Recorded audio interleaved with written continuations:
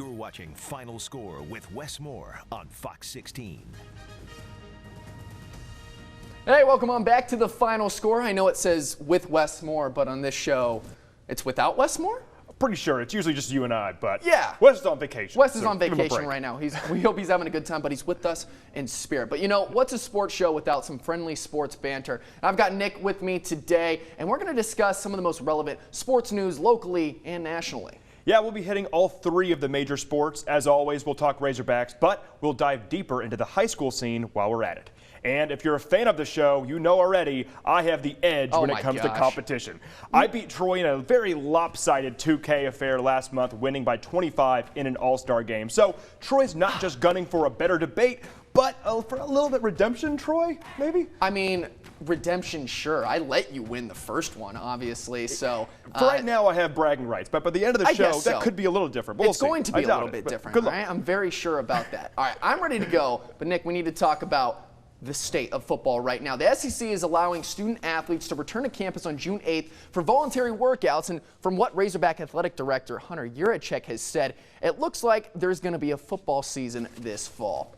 Look, it's good to get the Hogs back on the hill, but of course, unprecedented times call for unprecedented safety measures. What's going to happen, they already announced that there's going to be daily screening starting June 8th once they get into the facilities, and if they have symptoms of coronavirus, they are going to be tested. That's different from other SEC schools. They're always having tests for coronavirus before they even work out. Also, of course, they're going to be sanitizing their workout stations, maintaining social distancing throughout. That's going to be a little bit weird. I mean, as a former high school football player, having done workouts, they're doing something even harder now. To imagine that they're going to be distancing and having these weird restraints, that's odd. And of course, June 1st is when high schoolers will start wearing face masks for film study. It's going to be odd, but like Coach Rhodes said, the linebackers coach just yesterday to us, they're just glad they're getting them back together. Absolutely. I mean, there's a lot of rules for the players, but, you know, also we got to talk about the fans. Are they going to be able to watch from inside the stadium? Iowa State started all of this talk because they plan on having roughly 50% of their stadium filled.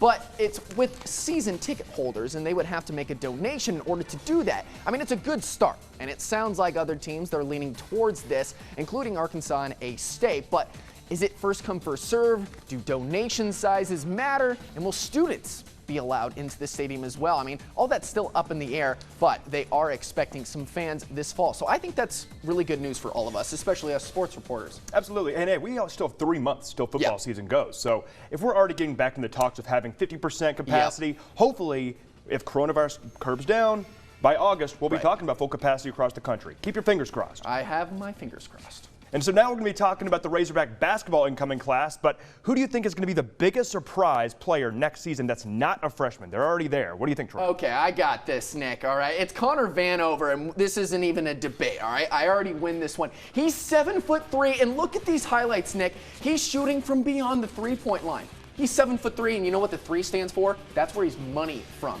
He sat out this past season on Arkansas because he transferred from Cal. But his freshman year with the Golden Bears, he averaged 7.5 points and 3 rebounds. Listen, that's not super impressive. However, Cal was just really bad that year, so don't really look at his stats. But his last 10 games, he averaged nearly 13 points and 5 rebounds. Now he's bringing that to Fayetteville.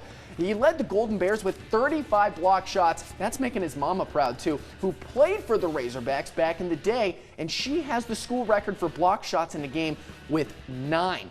Yeah, so it runs in the blood. Connor, he gained a lot of confidence in his freshman year, and with Musselman's help, I mean, he could be incredible, and he's going to be a great player next season. 7'3", Nick. Beat that. It's kind of a no-brainer pick, isn't it? 7'3", just pick the tall guy. And he shoots 3-pointers, Nick. He does everything. But how about we talk about a guy who's already been rocking the bud, who's earned Musselman's trust already. Okay. And that man is incoming junior Desi Sills. The guy shot a team best 45.6% from 3 over the last 14 games. Over there, he was draining threes toward the ends of the season. Look, he played in all 32 games, starting 24. He faced a little bit of adversity in that sophomore season, coming off the bench in some games, but he had to earn Mus's respect. He's a court general around the court. He's getting everybody the ball. He's going to be a great player for the Razorbacks this year. And with Moses Moody, KK Robinson coming back in, he's incoming freshman. He's already played with these guys, and including Ethan Henderson. So I'm confident. Look, even in Arkansas, as a high schooler, number 3 player in the state, a consensus top 50 point guard in the nation, he's going to show why he was ranked that high in his junior campaign. So look, now 7'3", ladies and gentlemen, okay? He didn't even get a chance to play. He's gonna rock Fayetteville next year. I'm going to say heart over height, okay? Okay, listen, all right, I grew up small. You did not, all right? I am all about the heart. But you got a 7'3" guy who can shoot 3-pointers. Nobody can beat that. How many 7'3" guys do you know? I can't really. Yeah, exactly. No. All right, all right. Let's switch gears. Let's see Desi just swat a ball, just right up That'd some be great. guy. Yeah, we'll right. see him practice. All right, I win that round. Yeah, right. Let's go. Let's keep going. All right, look, switching our gears to baseball, where 2 Hogs are set to go pro very soon. Outfielder Heston Kjerstad and shortstop Casey Martin are both projected first-rounders this year. The MLB draft is right around the corner, guys. Names will be called on June 10th. So, who's going to go earlier? I, for one, say Heston. Look, there's a reason why he's ranked 10th in the MLB draft rankings. They don't just throw those out of nowhere, okay? Right. There's reasons behind that. Look, he was a 36th round pick by the Mariners as a Texas high schooler in 2017, along with Martin, okay? He led Arkansas to back-to-back College World Series appearances in their first 2 years of college. His 14 homers in 2018 broke the school freshman record. He already started strong. He encored that with 17 as a sophomore. When you look at that 10 to 15 range in that MLB draft, I think that's a perfect landing spot. And look, I know Casey Martin's a good player, projected first rounder, but when you have a dominant player like that in the SEC, Heston Kjerstad, both juniors, but that guy has the edge for me. I think the only other person in the entire country who has more raw power than Heston Kjerstad is Spencer Torkelson from Arizona State, my alma mater. But yeah, Heston, he could go in the first round, but I'm going to play devil's advocate and go with Casey Martin. And listen, he didn't have the best 2020. He only played in 15 games, but he still hit 271 with 16 hits, 10 RBIs, 10 walks, and 6 stolen bases. Numbers aren't amazing, all right? I'll say that right now. But that's because he just set the bar so high his first 2 seasons. So you look at his stats, they're still great, but it doesn't really compare to freshman and sophomore year. He can do everything, and he can do it all well. He came into this season as the #3 shortstop in the country, which is very valuable, especially for those MLB scouts. He has fielding percentage over 900 in his career. So if teams are looking for that all-around great shortstop, then I think you got to go with Casey. But really, it's hard to go against Heston. I think the last MLB projection I saw, he's going 10th. Yep, 10th versus hopefully Casey Martin does crack that first round. I've seen him anywhere between 18th to all the way to 30. Right, his favorite team is the Red Sox. So if you're hoping for a good team for Casey, you know, yeah, he'll the be next joining Xander Bogats. Exactly, right? Throwing out my Boston accent there. All right, what are we doing now? What are we talking about? We're talking about some golf. Reed. Look, a week ago we had the match where 4 legendary athletes played golf, Tiger Woods and Peyton Manning against Tom Brady and Phil Mickelson. Who would you like to see on the match part 2?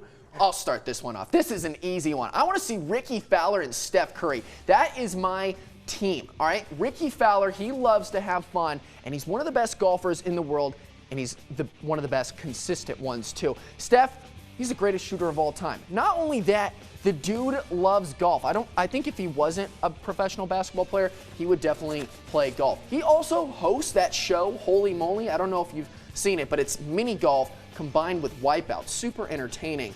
So the dude just loves golf, and he loves to have fun. So I can expect a lot of trash talking in that. So it'd be entertaining for everybody. But I will say, if there is going to be a part 2, we need to see some Charles Barkley, or at least have him as one of the commentators, because that makes everything so much better. Yeah, if we could see Charles Barkley swing, too. I mean, that makes it a million times better, right? I mean, it's like the worst. It's like watching a really bad movie, but loving it. Yeah. Yeah. Loving a really bad movie. Okay, right, well, beat that, Nick. Yeah, I know. Chef Curry would be nice to see on the green. I like it. But give me Jordan Spieth and Tony Romo. Of course, Jordan Spieth, one of the best we've seen since Tiger's prime. Just 2 and Texas of course, guys. I know I'm a homer, right? I went to UT Austin, so did he. I'm from Dallas. He's from Dallas. And I have a bond with him. You know, I relate with him, right? Besides being an all-star at golf. So he's won 3 major wins, 2015 FedEx Cup championship. He's one of the best we've seen in a long time. Give me Spieth. And of course, Tony Romo. You want to have a good guy to be mic'd up in the golf cart? Let's talk about one of the best sportscasters living today, okay? And the highest paid, for a good reason. And not only is he good in the booth, he's good in the green, because he's been invited to PGA Tour events. Not only that, but he was once but he was once the only professional athlete. As of 2012, he given a handicap. He just finished a recent event, +5, ranking 146th and ahead of 6 pro golfers. But that's their entire career. I'm going to play golf. Well, he has a whole other career. He's a former football player, and he's still beating out some guys. So give me Spieth and Romo. That'd be a blast. I think a little bit better than yours. Well, we already saw 2 quarterbacks. All right, we got to switch it up. Let's go to the NBA. Get some other athletes in there. But how about some actual sportscasters? And of course, quarterback's the biggest position in sports. So Yeah. if it wasn't Peyton and Brady, let's just say it was maybe a Yeah, point guard, but Steph is a everyone loves better point guards. athlete than Tom Brady. Or not Tom Brady, I'm sorry, than Tony Romo.